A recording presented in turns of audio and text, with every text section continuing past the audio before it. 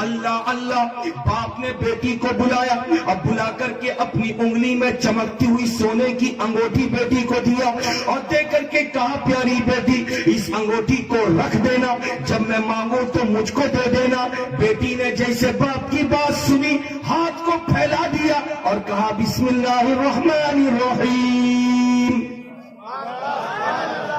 باپ نے بیٹی کی ہتھیلی پہ انگوٹھی بولو بابو رکھ دیا۔ باپ غصے میں آیا، انگوٹھی بھی لیا تو بسم اللہ پڑھ کے لیا۔ بیٹی گئی الماری کا دروازہ کھولا، انگوٹھی رکھی۔ باپ کمبخت چھپ کر کے دیکھتا رہا بیٹی رکھتی کہاں ہے۔ بیٹی رکھ کر کے ہٹی تھی، باپ چھپ کر کے آیا تھا، الماری کا دروازہ کھولا، نکالا انگوٹھی، سامنے میں دریا ہے، اس دریا میں جا کے پھینک دیا۔ اللہ اللہ، شام کا وقت تھا، رات کے کھانے میں آج کیا پکے گا، گھر میں بات ہونے لگی۔ باپ نے کہا بازار جاتا ہوں، کچھ لے کے آؤں گا، رات کا کھانا تیار ہوگا۔ جب بازار باپ پہنچا تو کیا دیکھا، بازار میں چند لوگ مچھلیاں بھی بیچ رہے ہیں، ایک مچھلی والا زندہ وہ تازہ مچھلی بیچ رہا ہے۔ مچھلی کو دیکھ کر منہ میں پانی آ گیا۔ مچھلی والے سے ایک مچھلی اس نے وزن کرائی، گھر لا کر کے بیٹی کو دیا، پیاری بیٹی یہ مچھلی لے لو، رات کا کھانا مچھلی کے ساتھ بھات کا اہتمام کر دینا۔ بیٹی نے کہا بابا دے دو بسم اللہ۔ ادھر باپ نے بیٹی کے ہاتھ میں مچھلی دی اور واپس چلا گیا اپنے کام میں۔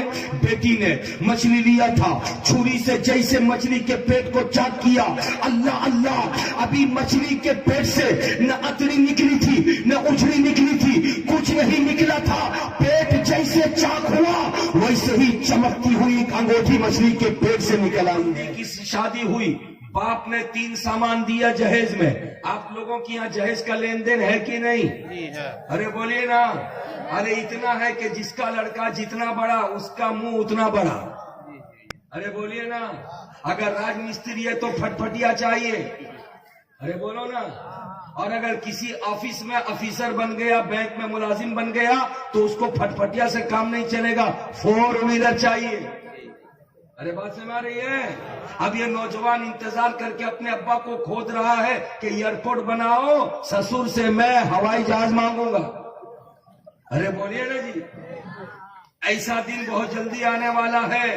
مسلمانوں تم تباہ ہو گئے، ہم برباد ہو گئے، صرف رسم و رواج کو ہوا دینے کی بنیاد پر ختم کر دو جہیز کا مانگنا، اس لیے کہ جہیز مانگ کر کے تم نے اپنے آپ کو اتنا برباد کر دیا، ہم نے اپنے آپ کو اتنا برباد کر دیا کہ جس کا باپ پیسے والا ہے اپنی بیٹی کی شادی میں اپنے سمدھی کو خوش کرنے کے لیے سارا ساز و سامان تو اس کو دیتا ہوا نظر آ رہا ہے، لیکن وہ باپ جو بیچارہ روز کنواں کھودتا ہے، روز پانی نکالتا ہے، بیچارہ مزدوری کر کے 400 ٹکا حاصل کرتا ہے، گھر کے بچوں کو کھلائے گا یا زمین جائیداد بیچ کر کے جہیز کا سامان مہیا کرے گا، نتیجہ یہ نکلتا ہے کہ 2 سہیلیاں، ایک سہیلی کی شادی 18 برس پہلے ہو گئی، اس کی دوسری سہیلی آج 36 برس کی ہو گئی، مگر اس کی ہتھیلی کو مہندی سے رنگین کرنے والا کوئی نظر نہیں آ رہا ہے، اس لیے کہ وہ غریب باپ کی بیٹی ہے۔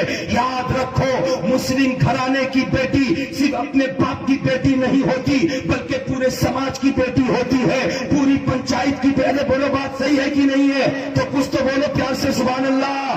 پورے سماج کی بیٹی ہوتی ہے، یہی بیٹی ہے اگر کسی غیر مرد کے ساتھ نکلتی ہے تو صرف اس کے باپ کی بدنامی نہیں ہوتی، پوری بستی کی بدنامی ہوتی ہے۔ اگر یہی بیٹی ہے اگر کلیا چوک اور مالدہ میں سر کھول کے گھومتی ہے تو صرف اس کے باپ ماں کی بدنامی نہیں ہوتی، پوری آبادی کی بدنامی ہوتی ہے۔ صرف اس لیے ہوتی ہے کہ اسلامی گھر کی بیٹی اپنے باپ ماں کی بیٹی نہیں بلکہ پورے سماج کی بیٹی ہے، پوری سوسائٹی کی بیٹی ہے۔ بیٹی اگر گندا کام کرے سماج بدنام، بیٹی اگر برا کام کرے سماج بدنام۔ تو بیٹی کی ہتھیلی اگر مہندی سے رنگین نہیں ہوئی، 36-32 برس کی ہو گئی، تو بولو اس کے آنکھ سے نکلنے والے آنسوؤں کے قطرات کس پر جائیں گے؟ محلے کے علاقے کے وہ لوگ جن کو خدا نے دولت تو دیا مگر ڈیمانڈ مانگ مانگ کے، جہیز مانگ مانگ کے ماحول اتنا خراب کر دیا کہ امیر گھر کی بیٹیاں تو بیاہ گئی مگر غریب گھر کی بیٹیاں بیٹھی رہی۔ آنسوؤں میں بہت دم ہوتا ہے، یہی آنسو اگر نکل کے اللہ کی بارگاہ میں قبول ہو جائے تو کتنے امیروں کا گھر میں شمار ہو جائے، کاروبار ختم ہو جائے۔ اس لیے سماج کے لوگوں اٹھو، جہیز کی لعنت کو ختم کر دو اور یہ فیصلہ کر لو نہ جہیز دیں گے نہ جہیز لیں گے۔ اگر سماج میں کوئی جہیز کا مطالبہ کرے گا تو اس کی شادی کا بائیکاٹ کریں گے۔ ارے بولو، کرنے سے ہوگا کہ نہیں ہوگا؟ ارے بولو بھائی، ہوگا کہ نہیں ہوگا؟ نوجوان لڑکا تو چپ پہ چپ ہے، کچھ بول ہی نہیں رہا سراج بھائی۔ وہ سوچ رہا میری باری تو آنے والی ہے، مولانا پہلے سے پابندی لگا دیا۔ ارے بولیے نا جی۔ اور نوجوان لڑکا کیا بولے گا؟ اس کا ابا بیچارہ وہ سوچ کے بیٹھا تھا کہ بیٹے کی کمائی تو اتنی نہیں ہے کہ کبھی ابا کو پھٹ پھٹیا میں بٹھا کے لے کے کلیا چک جائے۔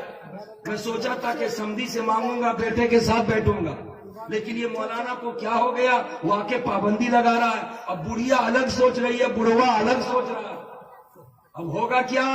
یاد رکھو، جہیز مانگو یقیناً مانگو مگر جہیز میں پھٹ پھٹیا مت مانگو، جہیز میں ٹی وی مت مانگو، جہیز میں گاڑی مت مانگو، جہیز میں ایئر کنڈیشن مت مانگو، جہیز میں اے سی کولر نہ مانگو، جہیز میں واشنگ مشین مت مانگو، جہیز میں پلنگ الماری مت مانگو۔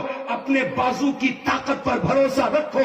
خدا نے اگر تم کو بازو میں طاقت دیا ہے تو اس طاقت سے کماؤ اور کما کر کے اپنے گھر میں ساری چیزوں کا انتظام کرو۔ اور اگر مانگنا ہے تو اپنے سمدھی سے ایک بات کہنا کہ مجھے کچھ نہیں چاہیے، ایک ایسی بیٹی چاہیے کہ جو بیٹی سر سے دوپٹے کو کبھی نہ اتارتی ہو۔ ارے پیار سے بولو، سر سے دوپٹے کو کبھی نہ اتارتی ہو۔ ہمیں ایسی بیٹی چاہیے جو بیٹی گھر میں میرے آ کر نماز کی پابندی کرتی ہو، ایسی بیٹی چاہیے جو روزانہ قرآن کی تلاوت کرتی ہو۔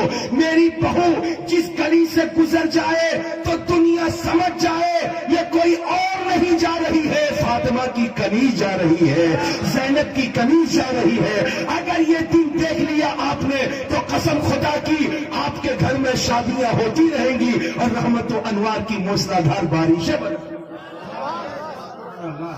پیار سے بولو، جھوم کے بولو۔ آپ نوجوانوں میں سے ہر ایک کو آنے کے وقت میں گیٹ پر کوئی کھڑا ہو کے بول دیا ہے کہ جلسہ سننا مگر نعرہ مت لگانا۔ کوئی بولا آپ کو؟ ارے بولو نا جی۔ جب کوئی نہیں بولا تو اتنے بڑے مجمع میں کوئی ایسا حسین پاک کا دیوانہ نہیں جو کھڑا ہو کے نعرہ لگائے۔ اللہ اکبر، اللہ اکبر، زندہ باد، زندہ باد، زندہ باد۔ جہاں میری بات آپ کو پسند آ جائے خدا کا ذکر سبحان اللہ الحمدللہ بھی کر لیں گے اور نعرے تکبیر نعرے رسالت کی صدا بھی بلند کر لیں گے۔ پیار سے بولے سبحان اللہ۔ تو میں کہہ رہا تھا شادی ہوئی تو 3 سامان دیا جہیز میں باپ نے۔ Number 1 colour T V, number 2 پھٹ پھٹیا اور نمبر 3 اللہ کا مقدس قرآن۔ بیوی تھی بڑی چالاک، پہلی رات جیسے ہی شوہر اس کے کمرے میں این کیا اور پلنگ پر بیٹھنا چاہا تو بیوی نے دھمکا کے کہا خبردار مت بیٹھنا ابھی۔ وہ بیچارہ ڈر گیا، کیا بات ہے کاہے بیٹھنے سے منع کر رہا؟ کہا خبردار بیٹھنے سے پہلے آؤ فیصلہ کر لے۔ کہا کیسا فیصلہ؟ کہا ابا نے جو سامان دیا اس کو بانٹ لے۔ ابا نے کیا دیا ہے؟ ارے بولو نا، یہ کتنی چیزیں؟ 3 سامان۔ اب بیچارہ یہ ڈرپوک شوہر سیدھے کہنے لگا کہ تیرے ابا نے دیا تو میں کائے بانٹوں گا، تو ہی بانٹ دے۔ اب بیوی تھی بڑی چالاک، اس نے کہا جب مجھے بانٹنے کا اختیار دیا تو چلو میں بانٹتی ہوں حضرت۔ عجیب و غریب حال ہے۔ اب بیوی جب بانٹنے کے لیے آئی تو کہا کہ سنو، فیصلہ یہ ہوگا کہ بانٹنے میں جو چیز لے لے گا وہ اس کا مالک بن جائے گا، اور جب مالک بن گیا تو اس کو اختیار ہے کہ جتنا چاہے استعمال کرے، جتنا چاہے وہ دیکھے، جتنا چاہے وہ چلے، جتنا چاہے استعمال کرے۔ تمہاری چیز میں نہیں بولوں گی، میری چیز میں تم نہیں بولو گے۔ کہا ٹھیک، کہ ایک کام کرو، پھٹ پھٹیا تم لے لو، ٹی وی میں لے لوں۔ جتنا چاہو تم چلاؤ، میں کبھی نہیں بولوں گی اتنا کیوں چلا رہے ہو، پیٹرول بھرتے رہو چلاتے رہو، اور ٹی وی میں جتنا چاہوں دیکھوں، تم کبھی مت بولنا کہ اتنا کاہے دیکھ رہی ہے۔ چالاک تھی، واہ کہاں سبحان اللہ بولنا چاہیے پتا ہے تم کو، پورا ٹی وی دیکھنے بول دیا سبحان اللہ۔ حضرات شوہر نے کہا چلو ٹھیک، میں نہیں بولوں گا، تو نہیں بولے گی، ہو گیا، کہا ہو گیا۔ شوہر نے کہا کہ ابھی تو نہیں ہوا، 2 سامان تو بانٹا ہے، تیسرا سامان باقی ہے۔ کہا کیا؟ کہا اللہ کا مقدس قرآن۔ جیسے کہا تو بیوی نے کان پکڑا اور کہا اللہ اللہ، توبہ توبہ توبہ توبہ، کس کا نام لے رہے ہو؟ جو دنیا کا سامان تھا اس کو ہم لوگ بانٹ لیے، یہ قرآن دنیا کا تھوڑی ہے، یہ تو اللہ کا کلام ہے۔ میرے اندر اتنی طاقت کہاں کہ میں قرآن بانٹ لوں، اور تمہارے اندر اتنی طاقت کہاں کہ تم قرآن بانٹ لو؟ نہ میں بانٹ سکتی ہوں نہ تم بانٹ سکتے ہو۔ ایک کام کرو، پھٹپٹیا تو لے لیا، ٹی وی میں لے لی، قرآن تو بانٹا نہیں جا سکتا، قرآن کو گھر کے تاک اوپر میں رکھ دو، نہ تو چھوئے گا نہ میں چھوؤں گی۔ ارے سمجھ میں آ رہی بات ہماری؟ نہ تو چھوئے گا نہ میں چھوؤں گی، فیصلہ ہو گیا۔ حضرات اب مجھے کہہ لینے دو، آج ایک نہیں انیک گھر ایسے ہیں جو 6 مہینے تک قرآن پاک اوپر رکھا رہتا ہے۔ جھاڑو دینے کے وقت میں عورت سر پہ آنچل رکھ کے اتارتی ہے اور جھاڑو دے کے پھر قرآن وہیں پہ رکھ دیتی ہے۔ تو جب گھر میں قرآن پڑھا نہیں جائے گا تو ماں باپ دوزخ کے عذاب میں اگر ہوں گے تو عذاب دور کیسے ہوگا؟ ارے بولو نا بھائی پیار سے سبحان اللہ۔ گھر میں جب قرآن پڑھا نہیں جائے گا تو ماں باپ کو جنت کے درجات میں اعلیٰ درجہ کیسے ملے گا؟ یہ تو کہو کہ پروردگار کا کرم ہے کہ قرآن پاک میں اللہ نے اتنی خوبی رکھی کہ زندہ اگر پڑھے اور پڑھ کر کے اپنے سینے میں دم کر دے تو اس کی بیماری دور ہو جائے، اور مردہ چلا جائے قبرستان اور اس کی اولاد، اس کے بیٹے بیٹی، لواحے کی رشتہ دار قرآن پڑھ کے دعا کر دے، ادھر زمین کے اوپر دعا ہوتی رہے گی، ادھر زمین کے نیچے قبر میں مرنے والے کے درجات میں اضافہ ہوتا رہے گا، اس کے گناہ معاف ہوتے رہیں گے، اس کی بخشش ہوتی رہے گی۔ میں اللہ کی بارگاہ میں دعا کرتا ہوں، میرے پروردگار یہ ابوالکلام تیرا بندہ ہے، اس بندے نے اپنے نام کے لیے نہیں، اپنے روشن خیال کے لیے نہیں، نام و نمود کے لیے نہیں، دکھانے کا جذبہ لے کے نہیں، بلکہ اپنے ابا مرحوم حاجی فجر علی کے لیے، اپنی اماں مرحومہ کے لیے آج یہ محفل سجایا ہے۔ وہ جانتے ہیں اس محفل میں قرآن پڑھا جائے گا، اس محفل میں نعت پڑھی جائے گی، اس محفل میں حدیث پڑھی جائے گی، اس محفل میں ذکر خدا ذکر رسول ہوگا، اور صبح کے وقت میں جب دعا ہوگی اللہ کی بارگاہ میں محبوب کے غلاموں کی دعا رد نہیں ہوتی ہے، قبول ہو جاتی ہے، ادھر دعا ہوتی رہے گی، ادھر ان کے مرحومین کے درجات میں اضافہ ہوتا رہے۔ سبحان اللہ سبحان اللہ۔ پیار سے بولو، جھوم کے بولو، یہ ہے فائدہ۔ نعرہ تکبیر، نعرہ رسالت، جشن خواجہ غریب نواز۔ قرآن پاک کی جب بات آ گئی ہے تو توجہ کے ساتھ سنو، اے میری پیاری بہنوں، پیاری ماں، تم بھی سنو، اے میرے پیارے شہزادوں، میرے بھائیوں، تم بھی سنو۔ اگر روزانہ نہ ہو سکے تو کم سے کم ہفتے میں ایک دن قرآن پاک کی تلاوت ضرور کر لیا کرو۔ کوئی ضروری نہیں ہے کہ جب جب بیٹھو 2-2 4-4 پارے پڑھو، ہو سکے تو روزانہ 2-2 رکوع، ایک رکوع قرآن کی تلاوت کرو۔ ارے جھوم کے بولو نا، مچل کے بولو نا، پیار سے بولو نا، اس لیے کہ قرآن میں اللہ نے اتنی عظمتیں رکھی۔ اگر آپ اجازت دے دے تو مجھے ایک حکایت یاد آ رہی، سناتا ہوا آگے بڑھو، پیار سے بولو۔ ایک جگہ پہ جلسہ منعقد ہونے والا تھا، اس جلسے کا پرچار کرتے ہوئے لاؤڈ اسپیکر کے ذریعے لوگ گزرے، اور جب پرچار کرتے ہوئے گاڑی گزری تو ایک کالج کے بازو سے گاڑی گزری۔ اس کالج میں پڑھنے والے لڑکے اور لڑکیوں میں हिंदू भी थे, मुस्लिम भी थे, सिख भी थे, यहूदी भी थे, ईसाई भी थे। ये आवाज को सुनने वाले सब सुन रहे थे, मगर एक यहूदी घर की लड़की मुस्लिम लड़कियों से, सहेलियों से पूछने लगी, बताओ बताओ आखिर ये ऐलान कैसा हो रहा है, ये प्रचार कैसा हो रहा है। मुस्लिम लड़कियों ने बताया, बात ऐसी है कि हमारे गांव में जलसा होने वाला है, हमारे गांव में जिक्र की महफिल मुनक्किद होने वाली है, उसी चीज का ऐलान होगा। यहूदी लड़की ने पूछा, जिक्र की महफिल क्या होती है, जलसा कैसा होता है? लड़की ने कहा था, बड़े बड़े मौलाना आएंगे, कुरान की बात बताएंगे, हदीस की बात बताएंगे, नाते नबी पढ़ेंगे, जिक्र खुदा जिक्र रसूल करेंगे। उस यहूदी घर की लड़की ने कहा, मैं भी जाना चाहती हूँ, क्या मेरे लिए एंट्री की इजाजत होगी? मुस्लिम सहेलियों ने कहा कि ठीक है, आ जाओ, तुम्हारा वेलकम होगा। अल्लाह अल्लाह, रात को जब जलसा शुरू हुआ तो इधर जलसे में मौलाना की तकरीर शुरू हुई, उधर यहूदी घर की लड़की भी मुस्लिम सहेलियों के साथ आके बैठ गई।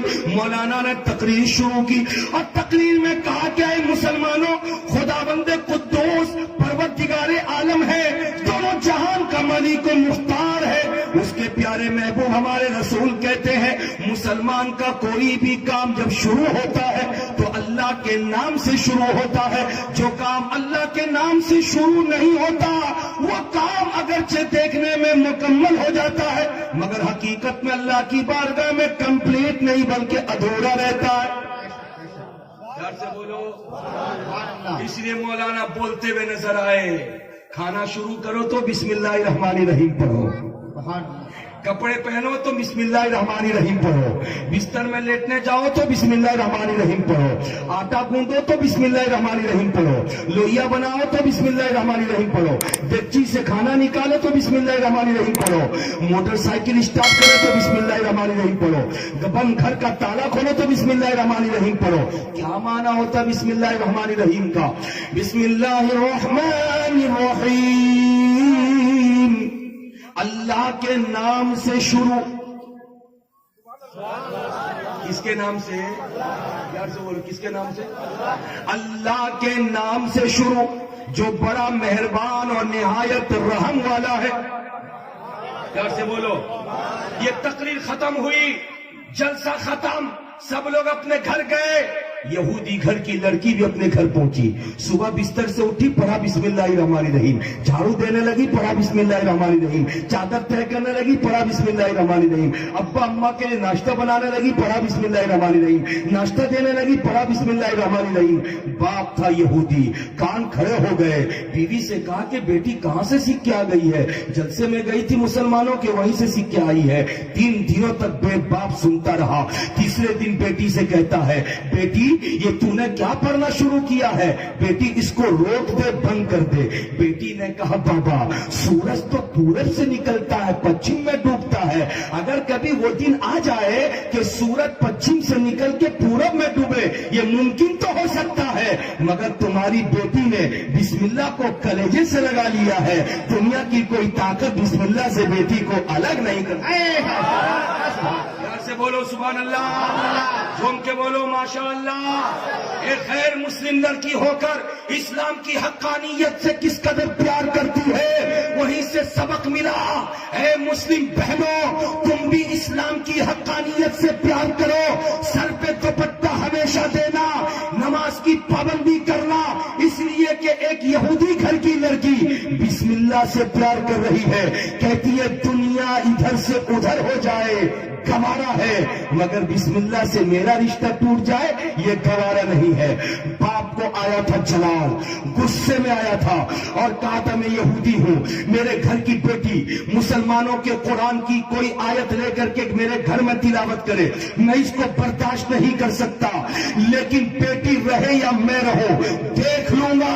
बेटी ऐसे तो नहीं मानोगी, जब सीधी उंगली से घी न निकले तो उंगली को टेढ़ी करनी पड़ती है। आओ मैं किस तरह तुम्हारी आदत छुड़वाता हूँ वो भी तुम देख लो।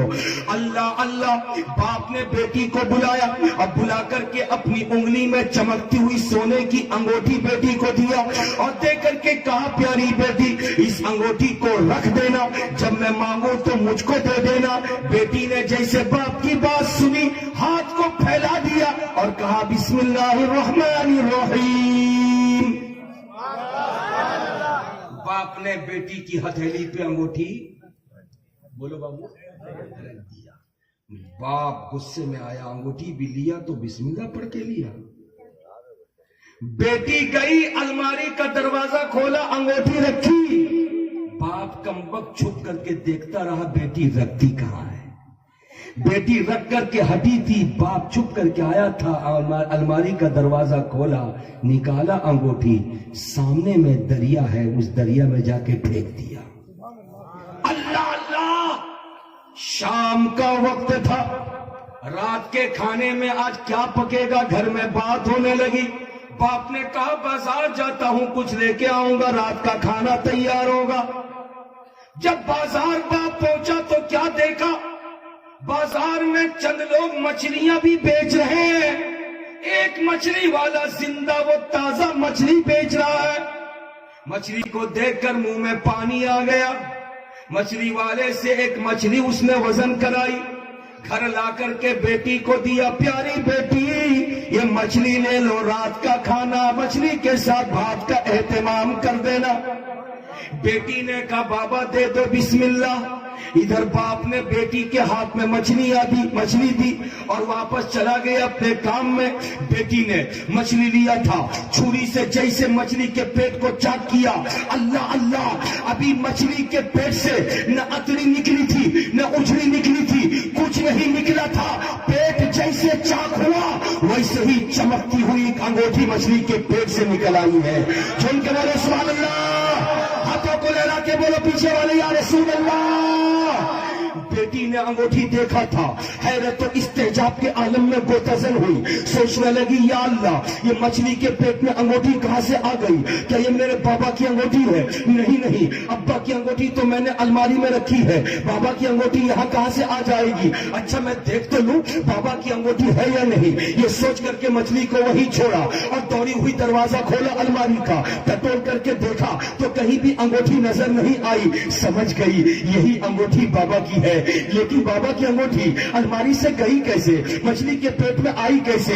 اس کا یقین اب اور زیادہ مضبوط ہو گیا. اور جب مضبوط ہوا تو اسی کمرے میں انگوٹھی کو الماری کے اندر رکھ کر کے کمرے کا دروازہ بند کرتی ہے اور اپنے سر کو زمین پہ رکھ کر کے اپنے پروردگار کو پکارتی ہے, میرے پروردگار, جس دن میں نے تیرے رسول کے غلام ایک مولانا سے بسم اللہ کا فائدہ سنا تھا, اسلام کی باتیں سنی تھی, اسی دن سے اسلام کو تو میں نے گھر دل میں بسا لیا تھا. لیکن آج انگوٹھی کا معاملہ دیکھ کر میرا یقین اور مضبوط ہو گیا. اے میرے گھر کے در و دیواروں تم گواہ ہو جاؤ, اے میرے گھر کی چھت تو بھی گواہ ہو جاؤ, اے میرے گھر کے ذرات تم بھی گواہ ہو جاؤ. آج صدق دل سے میں محمد رسول اللہ کا دین قبول کرتی ہوں, میں محمد رسول اللہ کا اسلام قبول کرتی ہوں, اور دل سے پڑھا لا الہ الا اللہ محمد سبحان اللہ. نعرہ تکبیر, نعرہ رسالت, جشن خواجہ غریب نواز خطیب الہند حضرت علامہ سخاوت حسین صاحب برکاتی. سبحان اللہ, سبحان اللہ. حضرات, رات کا وقت ہوا, کھانا کھایا باپ نے, نکالا ڈنڈا, آگ میں تپایا ہوا ڈنڈا, تیل سے منما کیا ہوا ڈنڈا. بیوی سے کہا کہ دیکھنا تیری بیٹی کی آج آخری زندگی کا آخری حصہ ہوگا. کہا وہ کیسے؟ کہا کہ انگوٹھی مانگوں گا. دوڑی ہوئی جائے گی, ہاتھ کھجلاتے واپس آ کے بولے گی پتہ نہیں انگوٹھی کون لے گیا. ڈنڈا اٹھاؤں گا, کہوں گا بسم اللہ پڑھنا پتہ رہتا ہے, انگوٹھی کہاں رکھا پتہ نہیں. اس کے بعد پٹائی کروں گا اور کہوں گا توبہ کر, جب تک توبہ نہیں کرے گی مارتا رہوں گا, اس لیے کہ میں نے انگوٹھی رکھی کہاں, میں تو غائب کر چکا ہوں.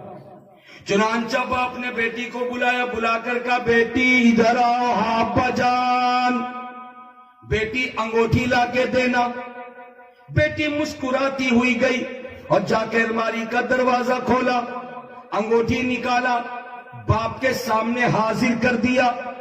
جیسے انگوٹھی کو باپ نے بیٹی کی ہتھیلی میں چمکتے ہوئے دیکھا, ایک نظر انگوٹھی پہ، دوسری نظر بیٹی پہ. پیار سے بولیے. ایک نظر چمکتی ہوئی انگوٹھی پہ، دوسری نظر بیٹی کے چہرے پہ. ایک نظر انگوٹھی پہ، دوسری نظر بیٹی کے چمکتے ہوئے چہرے پہ. ایک نظر انگوٹھی پہ، دوسری نظر بیٹی کے چہرے پہ. پوچھتا ہے بیٹی یہ صحیح ہے کہ یہ انگوٹھی میری ہے، مگر یہ تو بتا انگوٹھی لائی تو کہاں سے؟ بیٹی بول یہ انگوٹھی تو لائی کہاں سے؟ ارے میری بیٹی بولتی کیوں نہیں ہے؟ تو انگوٹھی لائی کہاں سے؟ اب بیٹی کھڑی ہو کے مسکرا رہی ہے، باپ کا کچھ جواب نہیں دے رہی ہے. باپ پوچھتا چلا جا رہا ہے بیٹی بول انگوٹھی لائی کہاں سے؟ میری بیٹی بول انگوٹھی لائی کہاں سے؟ ارے بیٹی بولتی کیوں نہیں ہے؟ تو انگوٹھی لائی کہاں سے؟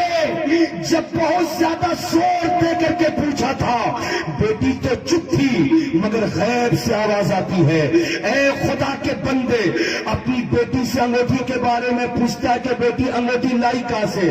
سن لے، بیٹی کو تو نے رکھنے دیا تھا، بیٹی نے الماری میں رکھا تھا، مگر تو نے غائب کر کے دریا میں ڈال دیا تھا. تجھے معلوم ہونا چاہیے کہ دریا میں خدا کی مخلوق مچھلی رہتی ہے. خدا نے ایک مچھلی کو حکم دیا تھا اس انگوٹھی کو نگل جا. ایک انگوٹھی کو ایک مچھلی نگل گئی تھی. تھوڑی دیر کے بعد ایک بیچارہ غریب شکاری جال پھینکنے کے لیے گیا تھا، وہی مچھلی جال میں پھنسی تھی. وہ بیچارہ غریب آدمی بازار بیچنے لے کے آیا تھا اور تو ہی خریدار بن کے اس مچھلی کو خرید بھی لیا تھا اور لا کر کے گھر میں بیٹی کے ہاتھ میں دیا تھا. بیٹی نے جیسے اس کے پیٹ کو چاک کیا تھا، چمکتی ہوئی انگوٹھی نکلی تھی، اسی کو لے کر کے بیٹی نے الماری میں رکھ دیا تھا. اتنا سننا تھا 3 فٹ زمین چھوڑ کے باپ جب کرتا ہے اور جب کر کے کہتا بیٹی اپنا ہاتھ مجھ کو دے دے، بیٹی اپنا ہاتھ مجھ کو دے دے، بیٹی اپنا ہاتھ مجھ کو دے دے. بیٹی پوچھ رہی تھی بابا مجھے تو جان سے مار دینے کی پلاننگ تیار تم نے کر لی تھی، اب ہاتھ کیوں مانگ رہے ہو؟ تو باپ نے جواب دیا تھا بیٹی اس لیے ہاتھ میں مانگ رہا ہوں کہ جس دین کو تو نے قبول کیا وہ دین میں قبول کروں گا. وہ کیوں؟ کا سن بیٹی یہودی ہوں ضرور لیکن مجھ کو یہ پتا ہے کہ پورے قرآن میں 114 سورتیں ہیں. یہ بھی مجھ کو پتا ہے کہ پورے قرآن میں 6666 آیتیں ہیں. اے میری بیٹی تو نے میرے گھر میں 30 پارہ نہیں پڑھا، 114 سورہ نہیں پڑھا، 6666 آیت نہیں تو نے پڑھی بلکہ صرف ایک آیت تو نے بسم اللہ الرحمن الرحیم پڑھی. اب میں سوچ رہا ہوں جب قرآن پاک کی ایک آیت کا اتنا کمال ہے تو پورے قرآن کا کتنا کمال ہوگا. نعرے تکبیر، نعرے رسالت، جشن خواجہ غریب نواز، عظمت قرآن. واہ واہ واہ سبحان اللہ. پیار سے بولیے سبحان اللہ، جھوم کے بولیے ماشاء اللہ. اے سالے پور آنے والے سنی صحیح العقیدہ مسلمانوں، اے نبی کے سچے غلاموں، اے غوث اعظم کے عاشقوں، اے غریب نواز کے فداکاروں، اے اعلیٰ حضرت فاضل بریلوی پر اپنے تن من دھن کی قربانی دینے والوں، تمہارے ہی گھر میں خدا کی دی ہوئی دولت موجود ہے. اس دولت کو سامنے رکھو اور اس سے فائدہ حاصل کرو، پھر دیکھو دنیا سے غریبی کا خاتمہ ہوتا نظر آئے گا. اگر باپ بیٹے میں بات بند ہے تو قرآن کی تلاوت کرو، اس کی برکتوں سے بات چیت ہونے لگے گی. اگر کوئی بیمار ہے تو قرآن کی تلاوت کرو، بیماری دور ہوتی چلی جائے گی. اگر کمائی میں برکت نہیں ہے قرآن کی تلاوت کرو تو کمائی میں برکتیں آتی چلی جائیں گی. اگر تمہارے گھر کا کوئی مردہ دوزخ کے عذاب میں مبتلا ہے، طرح طرح کا عذاب اس کی قبر میں ہو رہا ہے، تو صرف یہ نہیں کہ پیسہ خرچہ کر کے مدرسے کے بچوں کو بلا کے قرآن خوانی کرا دو کام ختم ہو جائے. نہیں، باپ نے تم کو پوسا تھا، پالا تھا، بڑا کیا تھا. پیسہ خرچہ کر کے قرآن خوانی کے لیے مدرسے کے بچوں کو بلانا یہ درست طریقہ تو ہے، مگر اس سے بہتر ہے بیٹی ہے تو وہ بھی تلاوت کرے، بیٹا ہے تو وہ بھی تلاوت کرے، بیوی ہے تو وہ بھی تلاوت کرے، پوتا پوتی ہے تو وہ بھی تلاوت کرے، ناتی نتنی ہے تو وہ بھی تلاوت کرے. اور اپنے گھر میں رہ کے جب دعا کریں گے تو ناتی کی دعا سے قبر میں نانا کو فائدہ پہنچے گا، بیٹے کی دعا سے قبر میں ماں باپ کو فائدہ پہنچے گا، بیوی بیوی کی دعا سے قبر میں شوہر کو فائدہ پہنچے گا، شوہر کی دعا سے قبر میں بیوی کو فائدہ پہنچے گا، بھائی کی دعا سے بہن کو فائدہ پہنچے گا، بہن کی دعا سے بھائی کو فائدہ پہنچے گا۔ لیکن ضرورت اس بات کی ہے کہ یقین کے ساتھ کام کرو۔ کل اللہ والوں نے یقین کے ساتھ کام کیا تھا، جب کہیں مشکلیں پیش آتی تھی تو قرآن کی تلاوت کرتے تھے، مشکلیں آسان ہو جایا کرتی تھی۔ اے مسلمانوں، آج بھی مشکلیں ہمارے سامنے ہیں، گھر گھر قرآن کی تلاوت کرو، نماز کی پابندی کرو، مشکلیں حل ہوتی ہوئی نظر آئیں۔ بات میری سمجھ میں آ رہی ہے؟ ابھی گزشتہ کل ایک مشکل مسئلہ پیدا ہوا نیوزی لینڈ میں، آپ لوگوں نے سنا ہوگا یا پیپر میں پڑھا ہوگا۔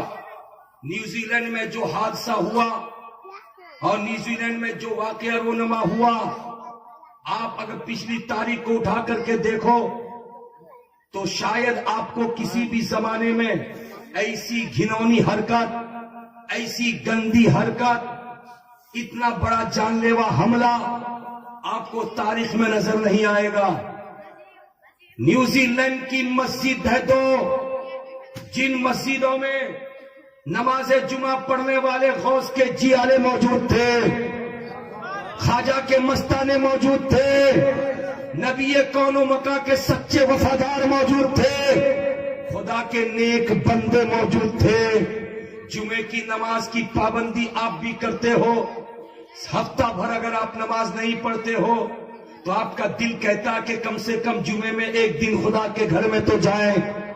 آپ کی بیوی آپ کے لیے دھلا ہوا کپڑا نکال کے الماری سے دیتی ہے، اس کپڑے کو پہن کے جاؤ، رب کی بارگاہ میں حاضری دینے جا رہے ہو۔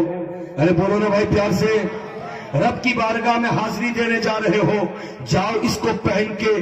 کل نیوزی لینڈ میں بھی وہی پوزیشن تھی، جمعے کی نماز پڑھنے کے لیے جب مسلمانوں کا طبقہ مسجدوں میں داخل ہو چکا تھا تو دو مسجدوں میں ٹارگٹ بنا کر کے 4 اگروادی داخل ہوئے تھے، 4 دہشت گرد داخل ہوئے تھے، اور دلیری کے ساتھ 49 لوگوں کا قتل اس انداز سے کیا تھا کہ لوگ جب کوئی گناہ کا کام کرتے ہیں تو چھپ کے کرتے ہیں، اس گناہ کے کام میں خود ملوث ہو اس کو ظاہر نہیں ہونے دیتے۔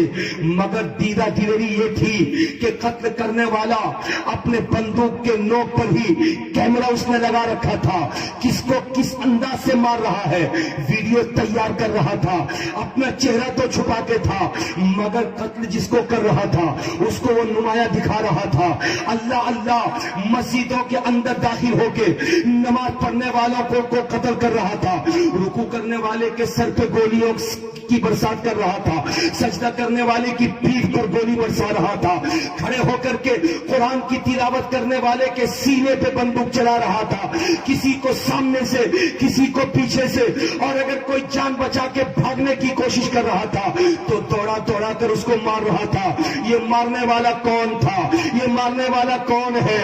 یہی پہ ٹھہر کے ایک بات میں آپ کو بتانا چاہتا ہوں، آپ ہندوستانی ہو، میں بھی ہندوستانی ہوں، نہ میں پاکستانی ہوں نہ میں آپ پاکستانی ہیں، بلکہ ہم ہندوستانی تھے، ہندوستانی ہیں اور ہندوستانی رہیں گے۔ ہمارے سامنے نہیں، ہمارے باپ دادا کے سامنے جب بٹوارا ہوا تھا تو اس وقت محمد علی جناح اور اس وقت بڑے بڑے لیڈران نے کہا تھا جس مسلمان کو پسند ہو پاکستان آنا وہ پاکستان چلا آوے، اس کو مکمل حفاظت دی جائے گی، لیکن جو نہیں آنا چاہتا ہے وہ ہندوستان میں رہے، ہندوستان سیکولر ملک بن کے رہے گا، ہر مذہب والے کو یہاں رہنے کا یکساں حق حاصل رہے گا۔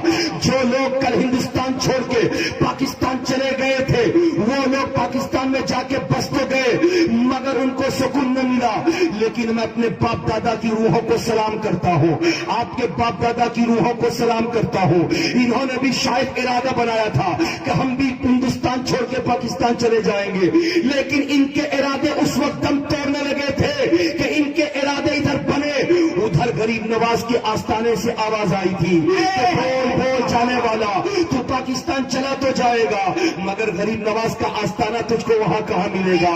ادھر سے جانے والا ارادہ بنا رہا تھا، ادھر سے تاج محل کا حسن کہہ رہا تھا اے جانے والا جانے کا ارادہ تو بنا لیا ہے مگر پاکستان میں تاج محل کا حسن کھوجتا رہ جائے گا، تاج محل کا حسن تجھ کو نظر نہیں آئے گا۔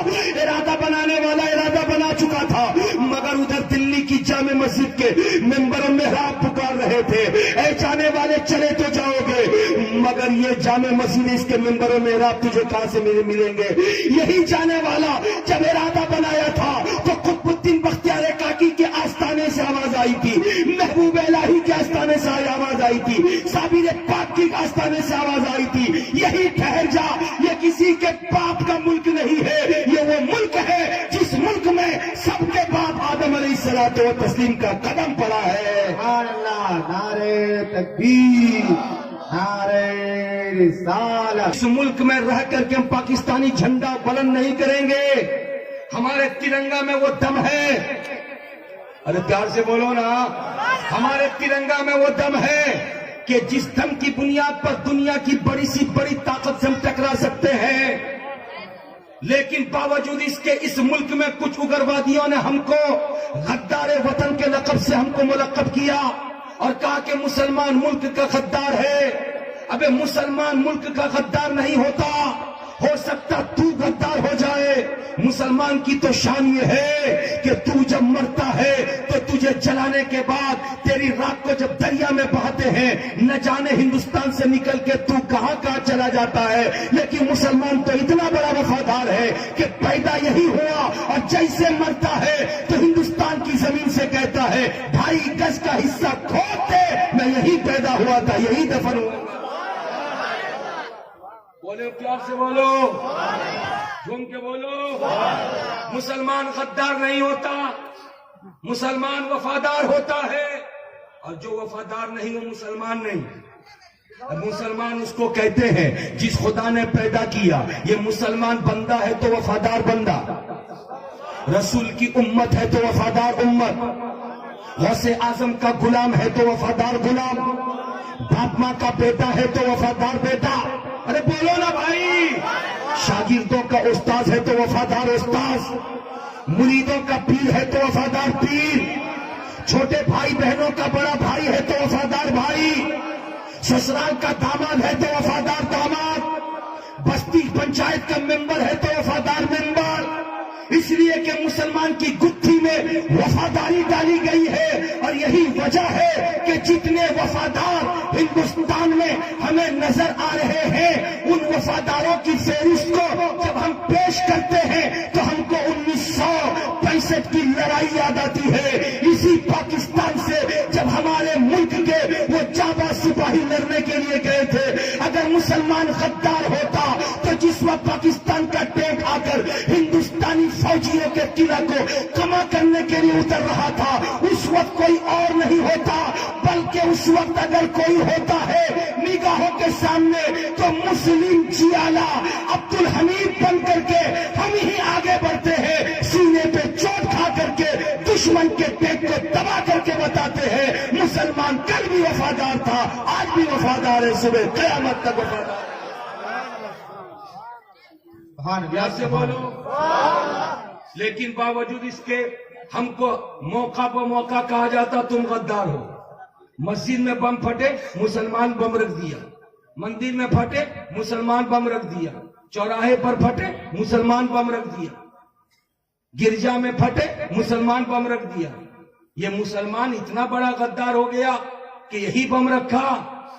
دنیا چلاتی ہے، جس کو پیشاب کرنے کا طریقہ نہیں وہ بھی مسلمان کے خلاف بولتا ہے، لیکن کل نیوزی لینڈ میں خانے خدا کے اندر جو بربریت کا مظاہرہ کرنے والے لوگ کر رہے تھے، آج دنیا کی طاقتیں خاموش کیوں ہیں؟ امریکہ کا پریزیڈنٹ خاموش کیوں؟ چائنا کا پریزیڈنٹ خاموش کیوں؟ فرانس کا پریزیڈنٹ خاموش کیوں؟ ہمارے ملک کا پرائم منسٹر خاموش کیوں؟ میں آج چیلنج کر کے کہتا ہوں، روزے روشن کی طرح عیاں ہو گیا کہ کل مسجد میں 49 لوگوں کو گولیوں سے بھوننے والا وہ آسٹریلین تھا، جو پکڑ میں آنے کے بعد ظاہر ہو گیا ہے۔ تو پھر آج دنیا کی طاقتیں بولتی کیوں نہیں ہیں؟ شک کی بنیاد پر کسی مسلمان کو پکڑ لیا جاتا ہے اور کہا جاتا مسلمان دہشت گرد ہے، مسلمان دہشت پسند ہے، اور آج مسلمانوں کو تحت کیا گیا، دنیا دنیا خاموش ہے. پتہ یہ چلا مسلمانوں کو ٹارگٹ بنایا گیا ہے. چوری کوئی کرے الزام مسلمان کے سر, جفا کوئی کرے الزام مسلمان کے سر, شرارت کوئی کرے الزام مسلمان کے سر, بدماشی کوئی کرے الزام مسلمان کے سر, لوٹنے والا کوئی بھی لوٹے الزام مسلمان کے سر. ارے ایسا الزام رکھنے والا الزام کے پٹارا کا منہ بند کر دے, اس لیے کہ مسلمان کسی پر شک کی بنیاد پر مسلمان الزام عائد نہیں کرتا.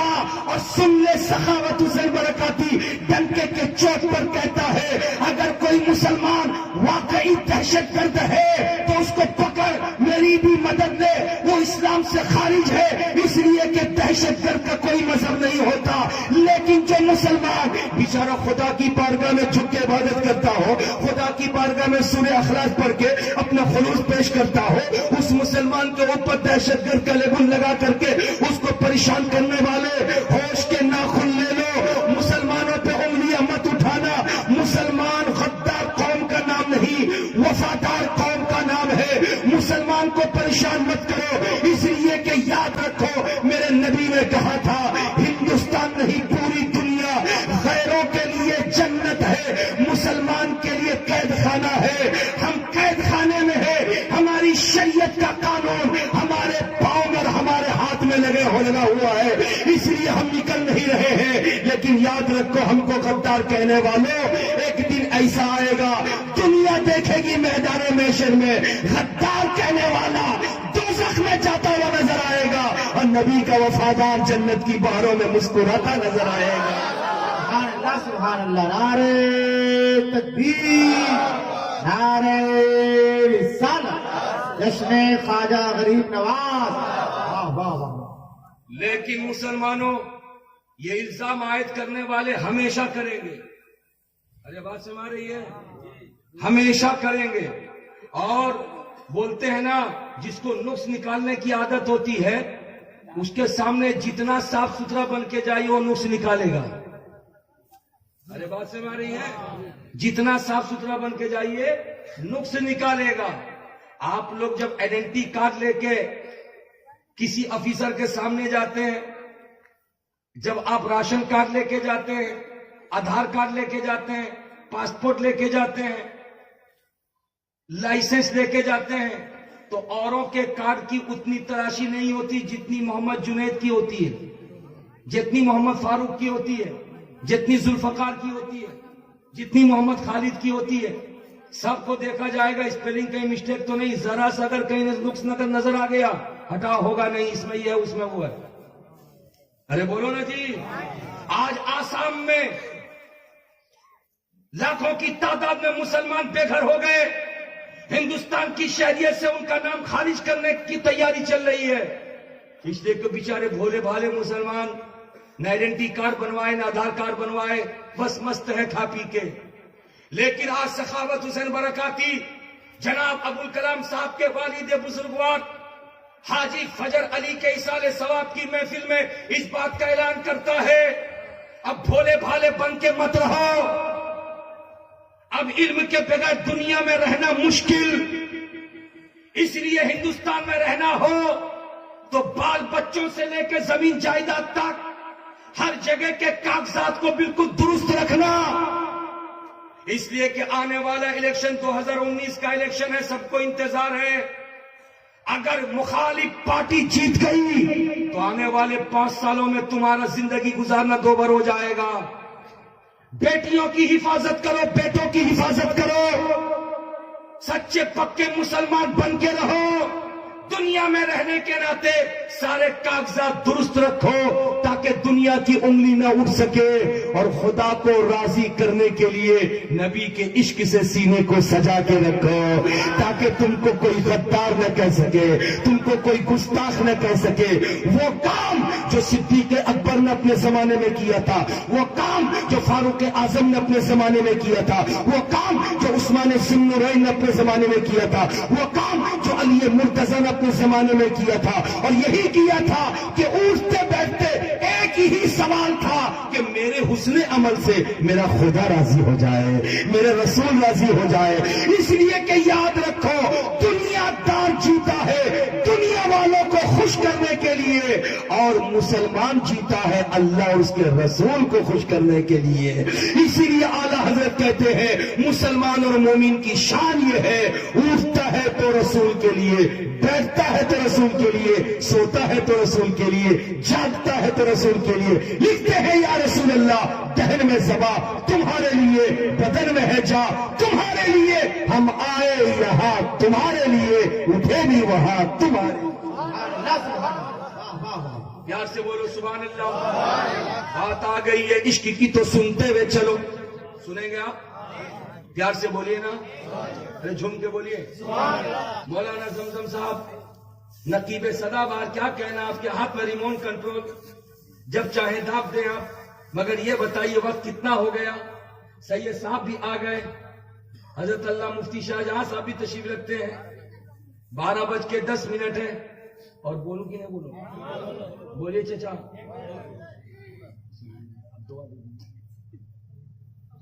پیار سے بولیے، بولوں؟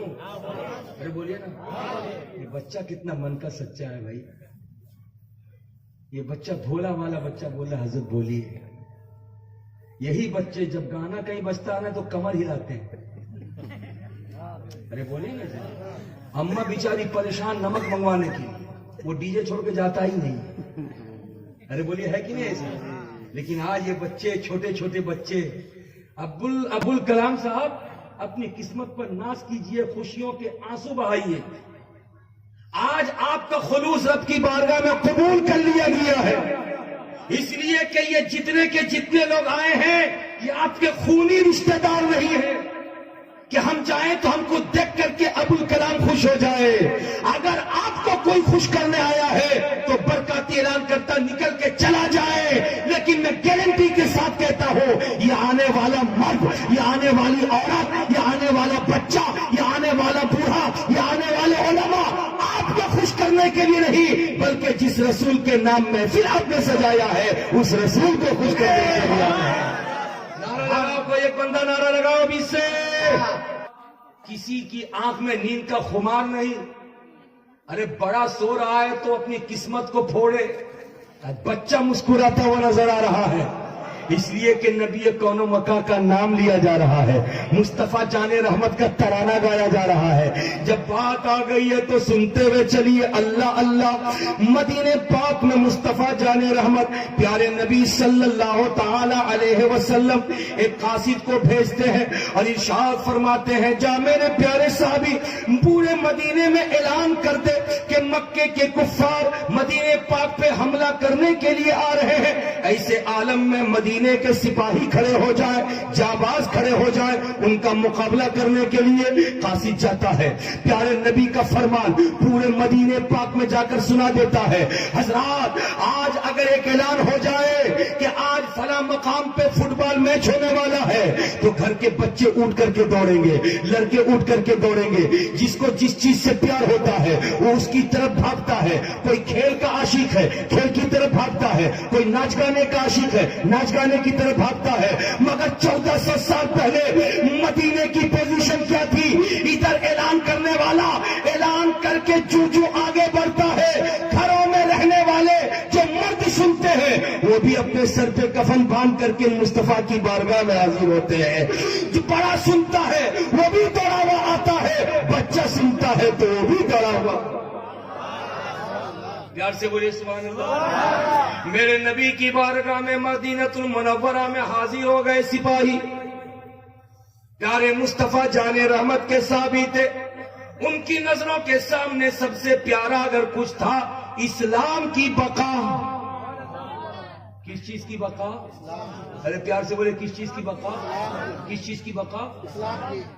آپ لوگ مسلمان ہیں تو آپ لوگوں کی چاہت یہی ہے نا کہ اسلام کی بقا باقی رہے، ہماری ذات سے کوئی ایسا کام سرزد نہ ہو جس کی وجہ سے لوگ مجھے چھوڑ کے میرے مذہب کو بدنام کریں۔ کبھی سوچیں آپ، سوچئے جب مغرب کی اذان ہوتی ہے اور بازار میں بیٹھ کر ٹانگ پہ ٹانگ چڑھانے والا مسلمان جب چائے پیتا ہے تو کتنے ہندو ہیں جو پڑھے لکھے سب جانتے ہیں کہ مغرب کی اذان کے فوراً بعد نماز ہوتی ہے، مسلمان چائے پی رہا ہے۔ ارے بولو نا جی۔ تو مذہب کے تعلق سے وہ علم رکھتا ہے، بدنامی ہو رہی کہ نہیں ہو رہی ہے؟ ارے بولو نا جی حضرات، آج پوزیشن ہمارا اور آپ کے سامنے اپنے مذہب کی بقا ہے۔ کل مدینہ المنورہ میں پیارے نبی نے صحابہ اکرام کو دیکھا، صفیں لگانے کا حکم دیا، صفیں لگا کے کھڑے ہو جاؤ، میں ایک ایک کر کے میں سب کو دیکھتا جاؤں گا اور فوجیوں کو قطار میں کھڑا کر کے ایک لائن سے میدان بدر کی طرف روانہ کروں گا۔ جب صحابہ اکرام لائن پہ کھڑے ہو گئے، میرے نبی ایک ایک کر کے دیکھتے چلے جا رہے ہیں، چہرہ دیکھ رہے، ہائٹ دیکھ رہے، نبی اوکے کر رہے ہیں۔ جھم کے بولیے، آپ کو دیکھا چلو آپ چلو گے، آپ کو دیکھا ہاں آپ بھی چلو گے، آپ کو دیکھا ہاں آپ بھی چلو گے، آپ کو دیکھا ہاں آپ بھی چلو گے۔ کئی جوان مردوں کے بعد ایک بچہ جو پنجوں کے بل کھڑا ہو کر اپنی ہائٹ کو اونچی کرتا ہوا نظر آ رہا ہے۔ ارے جھوم کے بول دو سبحان اللہ، مچل کے بول دو ماشاء اللہ۔ آج سالے پور کے بچوں کو دیکھ کر کے مجھے مدینے کے بچے یاد آ گئے۔ کونین کے تاجدار ہے، نبیوں کے امام ہے، رسولوں کے سلطان ہے۔ پیارے رسول صلی اللہ علیہ وسلم نے ارشاد فرمایا، اے پیارے بچے، یہ پنجوں کے بل تو کھڑا کیسے ہو گیا؟ کیا سوچ کر کے کھڑا ہو گیا؟ کیا میں تیرا چناؤ کر دوں گا؟ کیا میں تجھے اوکے کر دوں گا اور لے کر کے تجھے میدان بدر میں چلا جاؤں گا، تو بھی لڑنے کے لیے تیار ہوگا؟ لیکن نہیں نہیں پیارے، تیری عمر تو کم ہے، اس لیے تجھے جانے کی اجازت نہیں، اس لیے کہ جو مذہب میں لے کر آیا ہوں اس مذہب کا قانون ہے کہ میدان جہاد میں سب جائیں گے مگر عورتیں، بوڑھے اور بچے یہ 3 گروہ نہ جائیں، اس لیے کہ یہ کمزور گروہ ہے۔ اتنا سننا تھا، بچہ ہاتھ جوڑ کے کھڑا ہو گیا، کہنے لگا یا رسول اللہ، مذہب کا قانون ہمارے سر آنکھوں پر ہے، میں بچہ ضرور ہوں مگر مصطفیٰ مجھے جانے کی اجازت دے دو، اس لیے کہ جب کوئی اسلامی سپاہی زخمی ہو جائے گا اور جب زخمی کے ہو جانے کے بعد اس کو آپ کے دوسرے صحابی جب اس کو اٹھا کے خیمے کے اندر لائیں گے اور چھوڑ کر کے پھر جب لڑنے چلے جائیں گے تو میں خیمے کے اندر رہوں گا اور رہ کر کے میں اس زخمی فوجی کو پانی پلاتا ہوا نظر آؤں گا۔ پیار سے بولو سبحان اللہ، ہاتھوں کو لہرا کے بولو یا رسول اللہ۔ کیسا جذبہ تھا کل مسلم گھر کے بچوں کا، اس جذبے کو لاکھوں سلام، اس ہمت کو لاکھوں سلام۔ کونین کے تاجدار سنتے ہیں، نبی کی آنکھیں اشکبار ہو جاتی ہے، خدا کا شکر ادا کرتے ہیں، مصطفیٰ اے میرے پروردگار، جو دین تو نے مجھ کو دیا ہے، جو مذہب تو نے مجھ کو دیا ہے، اس مذہب کے پیروکاروں کی بولی سن لے مولا۔ دیکھ چھوٹی عمر کا بچہ ہے مگر کتنا جذبہ اس کا ہے، کس قدر ہمت ہے کہ میدان جہاد میں جانا چاہتا ہے۔ کونین کے تاجدار مصطفیٰ جان رحمت صلی اللہ علیہ وسلم روتی ہوئی آنکھوں میں اس کو پاس کر دیتے ہیں۔ اللہ اللہ، مصطفیٰ جان رحمت نے پاس کر دیا۔ اس کے بعد دوسرے کو دیکھا، وہ بڑا تھا، لمبا تھا، جوان تھا، فرمایا نبی نے ہاں تو بھی چلے گا۔ پھر تیسرے کو دیکھا، کہا تو بھی چلے گا۔ پھر چوتھے کو دیکھا، کہا تو بھی چلے گا۔ پھر جب 5ویں کی باری آئی، دیکھا اور ایک چھوٹا بچہ کھڑا ہے، وہ بھی پنجوں کے بل کھڑا ہے، اور جیسے پنجے کے بل دیکھا مصطفیٰ نے ارشاد فرمایا، سن لے تو بچہ ہے، ابھی تیرے پنپنے کا وقت ہے، ابھی کھا کر کے جوان ہونے کا وقت ہے۔ تجھ پر تیری ماؤں کا کتنا بھروسہ ہوگا، تجھ پر تیری بہنوں کا کتنا بھروسہ ہوگا، تجھ پر تیرے باپ کا کتنا بھروسہ ہوگا، تیرا مستقبل روشن ہونے والا ہے، میرے لال چھوڑ دے میدان بدر نہ جا۔ کہنے لگا حضور میرے آقا، میں تو ہمت ہار گیا تھا، لیکن ابھی ابھی آپ نے میرے بھائی کو پاس کر دیا ہے، اس کو پاس کرتا ہوا دیکھا، میری ہمت بڑھ گئی ہے۔ ارے جھوم کے بولو سبحان اللہ۔ آقا فرماتے ہیں سن، وہ تیرا بھائی دیکھنے میں توانا ہے، چھوٹا ہے ضرور عمر میں لیکن دیکھنے میں مضبوط ہے، دیکھنے میں توانا ہے، اس لیے میں نے اس کو پاس کر دیا، لیکن تو دبلا ہے۔ جیسے سنا رسول کہہ رہے دبلا ہے، ہاتھ جوڑ کے کھڑا ہو گیا۔ سالے پور آنے والے مسلمانوں جملہ سنو، عرض کرنے لگا یا رسول اللہ، بھیا تر و تازہ تھے نا، بھیا کا جسم موٹا تھا، بھیا لمبے تھے، بھیا مضبوط دکھ رہے تھے، اس لیے ان کو آپ نے پاس کر دیا۔ میں دبلا پتلا دکھتا ہوں اس لیے آپ نے مجھ کو روک دیا، لیکن لیکن یا رسول اللہ میں ڈنکے کے چوٹ پر کھڑا ہو کے کہتا ہوں کہ میں کمزور ضرور دکھ رہا ہوں, دبلا پتلا ضرور دکھ رہا ہوں, مگر بھیا سے میری کشتی کرا دیجئے اور کشتی کا فیصلہ آپ کیجئے گا. اگر میں پاس ہو گیا تو مجھے اجازت دے دیجئے گا, اور اگر میں پاس نہیں ہو سکا تو مجھے اجازت نہ دیجئے گا. بھیا کے ساتھ میری کشتی ہوگی. حضرات اندازہ لگاؤ, رحمتوں کے فرشتے آسمانی دنیا سے آ کے مچل رہے ہیں. آج دو شہزادے مدینے کے آج میدان جہاد میں جانے کے لیے کشتی لڑتے نظر آ رہے ہیں, کشتی لڑتے نظر آ رہے ہیں. حضرات آپ کے گاؤں کے چھوٹے چھوٹے بچے جب قرآن پاک کو سینے سے لگا کر مدرسہ پڑھنے کے لیے جاتے ہیں, سر پہ ٹوپی, جسم پہ اسلامی لباس, سینے سے قرآن لگا ہوا جب آپ دیکھتے ہیں آپ کا ایمان سہکل ہو جاتا ہے, حرارت ایمانی میں تازگی پیدا ہو جاتی ہے. کتنا اچھا گھر, کتنے اچھے گھرانے کا بچہ ہے جو قرآن پڑھنے جا رہا ہے. آج جلسے میں آنے والے آپ آئے, بچے بھی آ گئے. آپ کو دیکھنے کے بعد سمجھ میں آیا یہ بچے کس قدر حرارت ایمانی سے متاثر ہے کہ جلسے سننے آ گئے, نبی کی نعت سننے آ گئے. اندازہ لگاؤ, کل قرآن پاک کی تلاوت کا معاملہ نہیں تھا, کل ذکر خدا ذکر رسول سننے سنانے کا معاملہ نہیں تھا, بلکہ اسلام کی حقانیت کو اجاگر کرنے کے لیے اور اسلام کی بقا کے لیے اپنے تن من دھن کی قربانی دینے کے لیے بچے آگے آ گئے تھے. چھوٹا کہہ رہے تھا یا رسول اللہ بھیا کو اگر آپ نے پاس کیا ہے مضبوط دیکھنے کے بعد میں دبلا ہوں, کشتی کرا دیجئے, پاس کر گیا تو آگے بڑھوں گا اور پاس نہیں کیا تو پیچھے. اندازہ لگاؤ, ماؤ پیدا کرو ایسے بچوں کو. کب ہوں گے بچے ایسے؟ تب ہوں گے جب 9.5 مہینے تک پیٹ میں رکھ کر کے ٹی وی نہیں دیکھو. کب ہوں گے ایسے بچے؟ جب 9.5 مہینے تک پیٹ میں رکھ کے نماز کی پابندی کرو. کب ہوں گے ایسے بچے؟ جب 9.5 مہینے تک پیٹ میں رکھ کر زبان سے گندی باتیں نہیں نکالو گی. کب ہوں گے ایسے بچے؟ جب 9.5 مہینے تک پیٹ میں رکھ کے اللہ اور اس کے رسول کے ذکر میں مشغول رہو گی. اس لیے کہ ہمارا وجدان کہتا ہے بغداد معلی میں خدا کا ایک بندہ جن کا نام عبد القادر, دنیا کہتی غوث اعظم, بچپنے میں جب مدرسے کے حوالے کیا تھا ماں نے تو مدرسے کو استاذ نے کہا تھا بیٹا پڑھ بسم اللہ الرحمن الرحیم, مگر غوث اعظم نے نہ صرف بسم اللہ پڑھا تھا بلکہ سورہ فاتحہ پڑھ دیا تھا, سورہ بقرہ پڑھ دیا تھا, سورہ آل عمران پڑھ دیا تھا, سورہ نساء پڑھ دیا تھا, سورہ مائدہ پڑھ دیا تھا. 17 پارے قرآن کے پڑھ لیے. استاد پوچھتے ہیں کہ بیٹا آج سے پہلے کہاں تو پڑھاتا تھا؟ بیٹے نے کہا, شہزادے نے کہا, غوث اعظم نے کہا یا میرے استاد آج سے پہلے کہیں نہیں گیا تو 17 پارے کیسے یاد ہو گئے؟ کہ ماں کے پیٹ میں تھا, ماں پڑھتی تھی, میں پیٹ میں رہ کے سن سن کے یاد کر لیا کرتا تھا. جن کے بولو, ارے مچل جاؤ یار, پیار سے بولو سبحان اللہ. کھڑا ہو نوجوان, نعرہ لگا. ان بچوں کے ہاتھ میں بیٹ بلہ بال نہ دو, ان بچوں کے ہاتھ میں قرآن کی عظمتیں دے دو. ارے پیار سے بولو, جھوم کے بولو. ان بچوں کے سروں پہ ہیئر اسٹائل کو اس انداز سے نہ دیکھو کہ دونوں طرف کے حصے اڑے ہوئے ہوں اور اوپر میں کچھ بال ہو تو رنگین ہو, بلکہ ان کو دیکھو کہ ان کے سر پہ بال ہو یا نہ ہو, ان کے سر پہ اسلامی ٹوپی ہو. یار سے بولو.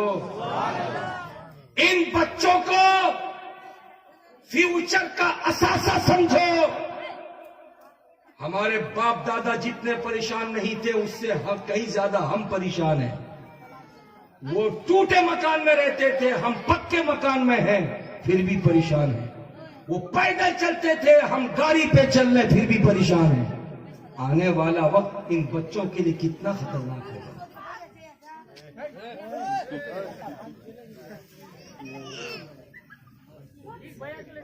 ایگریمنٹ میں لکھا 1 نمبر سیمنٹ, 1 نمبر رڈ, 1 نمبر اینٹ, 1 نمبر بالو, 1 نمبر سیمنٹ, مگر یہاں لگ رہا 3 نمبر سیمنٹ, 3 نمبر بالو, 3 نمبر چھڑ. آپ کھڑے ہو تو ہو، دیکھ تو رہے ہو، آپس میں بات تو کر رہے ہو کہ دو نمبر کام ہو رہا ہے، مگر اس نے اگر کہہ دیا کہ یہی آرڈر ہے تو اس کے ہاتھ سے کاغذ چھین کر کے پڑھ نہیں سکتے ہو. ارے بولو نا جی، اس کے ہاتھ سے کاغذ چھین کر پڑھ نہیں سکتے ہو. اور جس دن تم نے پڑھنا سیکھ لیا اس دن تمہاری گلیوں کی سڑکیں کچی نہیں رہیں گی، سڑکیں پکی ہوں گی. مسلمانوں کی بہو بیٹیوں کا استحصال نہیں ہوگا، مسلم گھر کے بچوں کے فیوچر سے کھلواڑ نہیں ہوگا. صرف اس لیے ہوتا ہے کہ ہر میدان میں ہم ترقی کر گئے، تعلیمی میدان میں ہم بچھڑ گئے. اس لیے خدا را آگے بڑھو. شہزادوں کو دیکھو، مدینے پاک کے شہزادے. گفتگو کا آخری دور چل رہا ہے، تھوڑی سی توجہ دے دو، پھر حضور سید صاحب قبلہ تشریف لائیں گے، ان کا بھی خطاب ہوگا. آپ کے علاقے کے باوقار خطیب، عالم بعمل، ماہر معقولات و منقولات، جن کی درسگاہ میں بیٹھ کر درجنوں علماء اکرام آج ملک و بیرون ملک میں دین کی خدمت کر رہے ہیں، ان کا بھی خطاب ہوگا. پھر حضرت سراج الطاری آئیں گے. ارے بولو نا. آج کی تاریخ اور آج کے جلسے کو ایسا روایتی جلسہ بنا دو کہ پلٹ کر کے آنے والے 2020 میں مارچ کے آنے سے 4 مہینہ پہلے ابوالکلام بابو سے لوگ پوچھے، ابوالکلام تمہارا جلسہ کب ہوگا؟ ارے بولو نا جی، پیار سے بولو. اس لیے کہ پچھلے سال کے جلسے کا ایک ایک حصہ ہمارے ذہن و فکر پہ آج رقم ہے. ہم نے جو سنا تھا وہ بھی یاد ہے، جو دیکھا تھا وہ بھی یاد ہے. اس لیے کہ کھانا روز کھایا جاتا ہے، اچھا کھانا کبھی کبھی کھایا جاتا ہے. ارے بولو نا پیار سے. مدینے کی پیاری زمین میں ننھا سا بچہ کہتا یا رسول اللہ، بھیا مضبوط دکھ رہے، آپ نے اجازت دے دی، میں کمزور دکھ رہا ہوں، میرے لیے اجازت نہیں. کوئی بات نہیں یا رسول اللہ، مضبوط بھیا ہے کہ مضبوط میں ہوں، کشتی کرا دو. سرکار کائنات مسکرانے لگے. حلیمہ سعدیہ کی آنکھوں کا تارا مصطفیٰ جان رحمت مسکرانے لگا. آمینہ کا لخت جگر صحابہ کو دیکھنے لگا. رحمتوں کے فرشتے آ گئے. کونین کا تاجدار دونوں شہزادوں کو حکم دیتا میدان میں آ جاؤ. اور جیسے میدان میں آ گئے تو چھوٹے بھائی نے بڑے بھائی کے بازوؤں کو پکڑا، بڑے بھائی نے چھوٹے بھائی کے بازو کو پکڑا، اور پکڑنے کے بعد اب دونوں اپنی طاقت کا مظاہرہ کر کے ایک دوسرے کو پٹکنے کی تیاری میں ہیں. اسی بیچ چھوٹے بابو نے بڑے بھائی کے کان کے پاس جا کر چپکے سے کہا، بھیا تم کو میرے نبی نے اجازت دے دی ہے. جو نبی زبان سے ایک مرتبہ کہہ دیتا نبی واپس نہیں لیتا.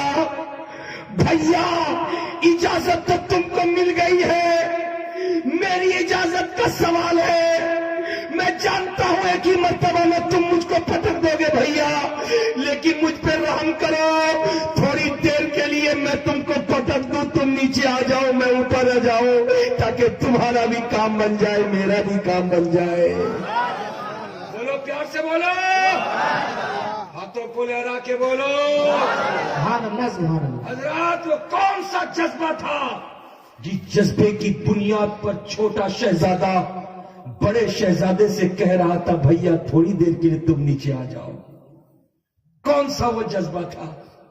مسلمانوں بیٹھے ہو سالے پور کی اس وادی میں، تمام طرف سے اپنے ذہن و فکر کو ہٹا کر چلو مدینے کی طرف. تصور میں منظر دیکھو کیسا رہا ہوگا جس وقت شہزادے نے بڑے بھائی سے کہا ہوگا بھیا تم نیچے آ جاؤ، میں اوپر آ جاؤں. اگر تم اوپر آ گئے میں نیچے چلا گیا تو یہی سے میں کٹ جاؤں گا. بھیا اگر کٹ گیا تو یاد ہے بھیا گھر سے جب تم چلے تھے تو تم کو دیکھ کر کے میں بھی چلا تھا، نکلنے کے وقت میں ماں کے قدموں کو تو نے چھوا تھا اور کہا تھا ماں دعا کرنا، نبی کو راضی کرنے جا رہا ہوں، نبی کو راضی کرنے جا رہا ہوں۔ تو تم کو دیکھ کر کے میں نے بھی اماں کے قدم کا بوسہ لیا تھا اور کہا تھا ماں ایک بیٹے کے لیے دعا کرنا، دوسرے کے لیے بد دعا مت کرنا، جو دعا بھیا کے لیے کرنا وہی دعا میرے لیے بھی کرنا، تاکہ تیری دعا سے مصطفیٰ بھیا راضی کرے مصطفیٰ کو تو مصطفیٰ راضی ہو جائے، اور تیری دعا میرے لیے ہو میں بھی راضی کروں تو مصطفیٰ راضی ہو جائے۔ بھیا اگر تم اوپر آ گئے میں نیچے چلا گیا تو میرے نبی یہی سے مجھ کو ریجیکٹ کر دیں گے۔ میں جب گھر پلٹ کے جاؤں گا، نبی کی حدیث ہے ماں کی دعا رد نہیں ہوتی ہے تو دنیا کہے گی وہ کون ان کا تاجدار تھا جس نے کہا تھا کہ ماں کی دعا قبول ہوتی ہے، دعا قبول ایک کے حق میں ہوئی دوسرے کے حق میں کیوں نہیں ہوئی؟ تو دنیا والوں کو کون سا جواب دیا جائے گا؟ اس لیے بھیا تم نیچے آ جاؤ، میں اوپر آ جاؤ، تاکہ تمہیں جو اجازت ملی ہے وہ تو اجازت ہے، میرے اوپر آ جانے کی وجہ سے مجھے بھی اجازت مل جائے۔